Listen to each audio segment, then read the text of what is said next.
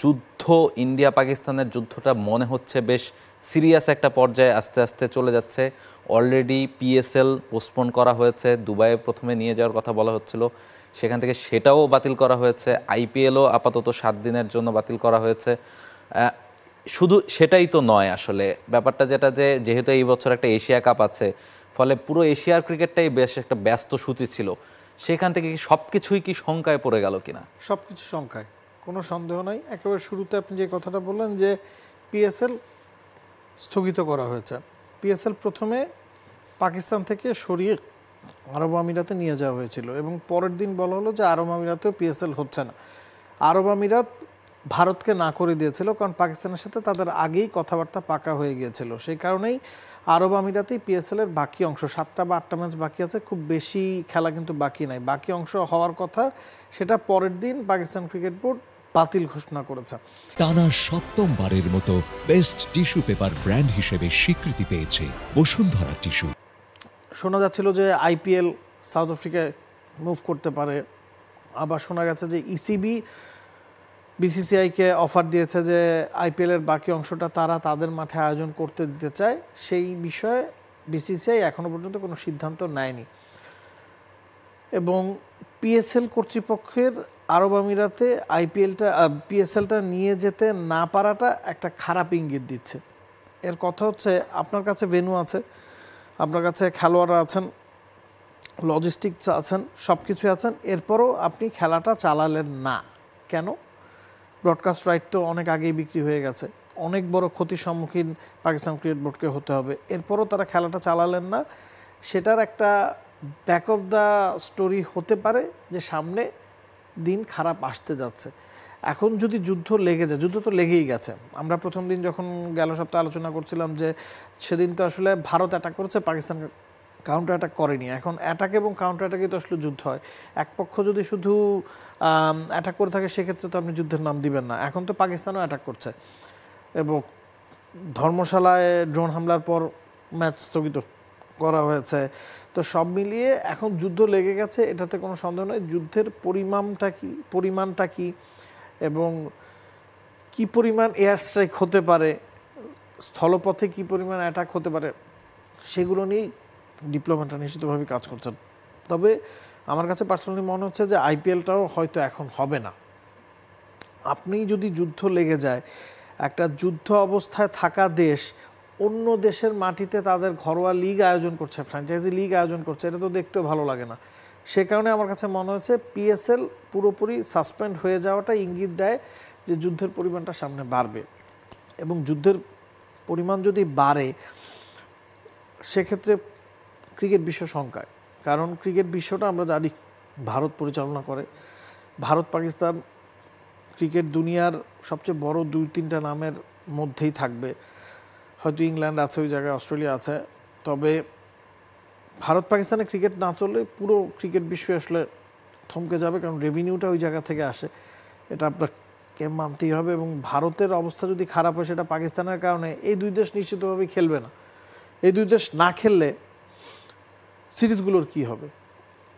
বাংলাদেশ সবচেয়ে বেশি ক্ষতিগ্রস্ত হবে, কোনো সন্দেহ নাই। আমরা বাংলাদেশের শিডিউল যদি দেখি, আসছে দিনে বাংলাদেশের আগামী 2-3 মাসের সব খেলাই ভারতের সাথে, পাকিস্তানের সাথে, না হলে এশিয়া কাপে, সব তো আসলে শঙ্কা। এক্স্যাক্টলি। এবং শ্রীলঙ্কার সাথেও মাঝে একটা সিরিজ আছে, যখন যদি ভারত পাকিস্তানের লড়াইটা আসলে সেই পর্যায়ে থেকে থাকে।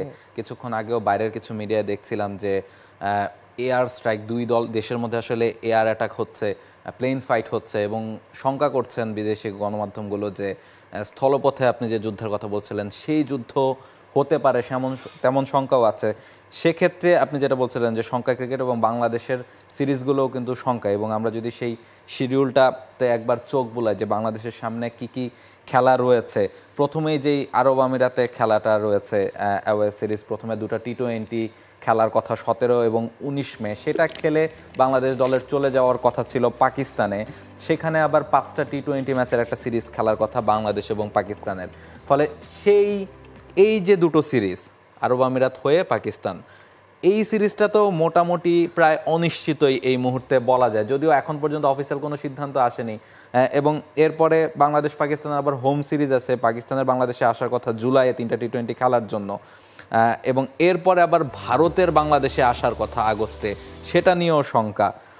ফলে সব মিলিয়ে একটা বিরাট গন্ডগোল কিন্তু এশিয়ার ক্রিকেটে লেগে গেছে অলরেডি বলাই যায়, এবং এবারের সেপ্টেম্বরে এশিয়া কাপও আছে।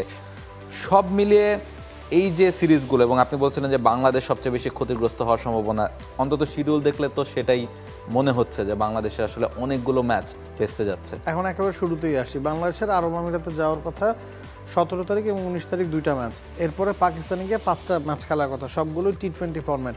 এখন আরব আমিরাতে বাংলাদেশ কেন যাচ্ছিল, এটা তো এফটিপির বাইরের সিরিজ, একেবারে শেষ মুহূর্তে এই সিরিজটা চূড়ান্ত করা হয়েছে, কারণ পাকিস্তানে যেতে হলে আপনাকে আরব আমিরাত হয়েই যেতে হবে। একটা স্টপ গ্যাপ, ওই স্টপ গ্যাপটা কাজে লাগানো, বা যেহেতু পাকিস্তানে বাংলাদেশ ডিরেক্ট যাচ্ছে না, আরব আমিরাত হয়েই যাচ্ছে, সেই সুযোগটাই বাংলাদেশ নিয়েছিল। 2টা টি20 খেলা এবং সেটাতে আরব আমিরাতের সাথে একটা সম্পর্ক স্থাপন করা হয়, এবং একই সাথে পাকিস্তানের ওই 5টা ম্যাচের একটা প্রস্তুতিও হয়ে যায়।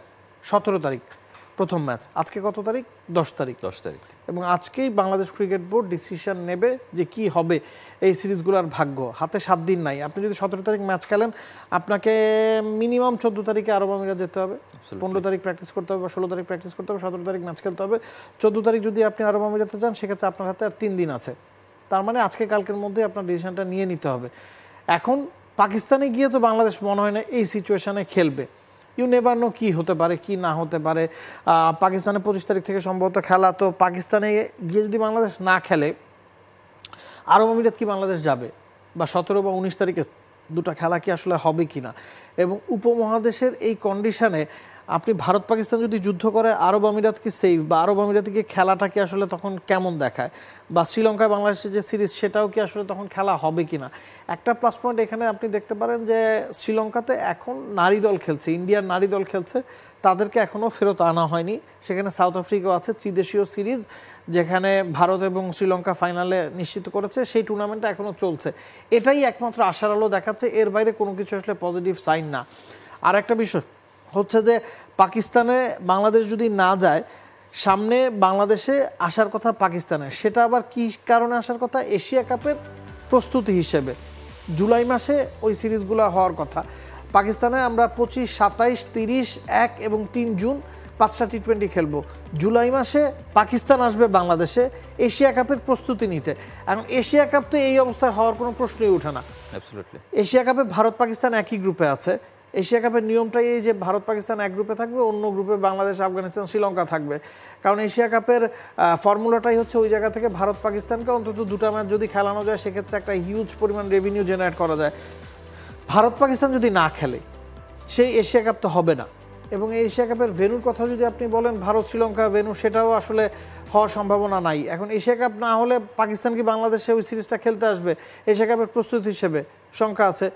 ভারত পাকিস্তানের যদি যুদ্ধ লেগে যায়, ভারত তো বাংলাদেশে কখনোই আসবে না তখন ম্যাচ খেলার জন্য। আর যুদ্ধের আগেও তো আসলে ভারত বারবার কনসার্ন জানাচ্ছিল বাংলাদেশে আসার ব্যাপারে। এবং সবচেয়ে বড় কথা হচ্ছে যে বাংলাদেশ ভারতের যে এখন পলিটিক্যাল সিচুয়েশন, সেটাও ভারত টেনে এনেছে যে বাংলাদেশে ভারত আসবে কিনা। বর্তমানে বাংলাদেশের যেই কন্ডিশন ইন্ডিয়ার সাথে, সেটা নিয়েই তারা সিকিউরিটি কনসার্ন জানিয়েছে।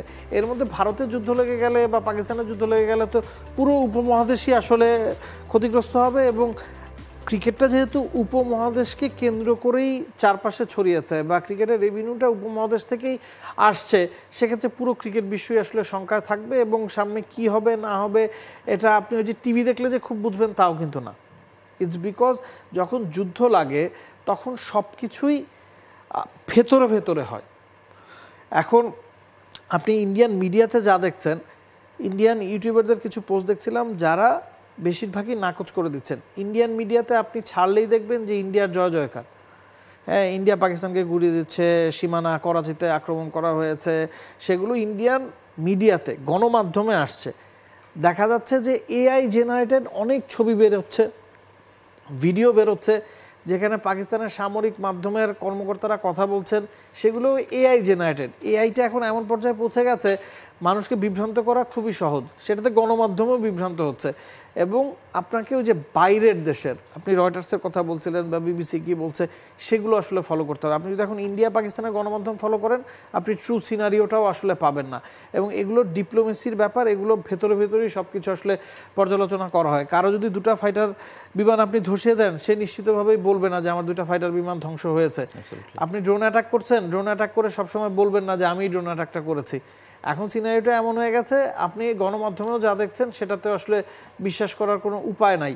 পুরো বিষয়টাই আসলে ভেতরে হচ্ছে এবং এগুলো সময় লাগে। পেহেলগামে যখন অ্যাটাকটা হয়েছে সেটার 2 সপ্তাহ পরে ইন্ডিয়া ওই যে 9টা স্ট্রাইক করেছে পাকিস্তানে, 2 সপ্তাহ পরে, পরের দিন কিন্তু করেনি। পাকিস্তান জবাবটা দিয়েছে 2 দিন পরে।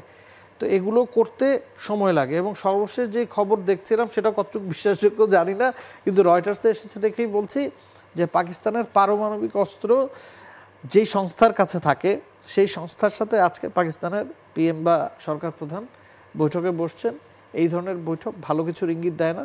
এই ধরনের বৈঠক মানে পারমাণবিক যুদ্ধ যদি হয়, সেটার প্রভাব তো শুধু ভারত পাকিস্তান না, বাংলাদেশেও পড়বে। আপনি যেটা ইম্পর্টেন্ট একটা কথা বলছিলেন যে পিএসএল এর যে 8টা ম্যাচ বাকি, সেটা যদি আরব আমিরাতে খেলা হয়, আরব আমিরাতে এখন পর্যন্ত কোনো সমস্যা নেই, কিন্তু ওটা ভালো দেখায় না, ভালো দেখায় না। এবং কেন হচ্ছে না, কারণ সামনে কিছু হতে পারে। এবং সেটা যে সিদ্ধান্তটা শুধু পিসিবি নিয়েছে তা না, একেবারে প্রাইম মিনিস্টার ইনভলভ ছিলেন।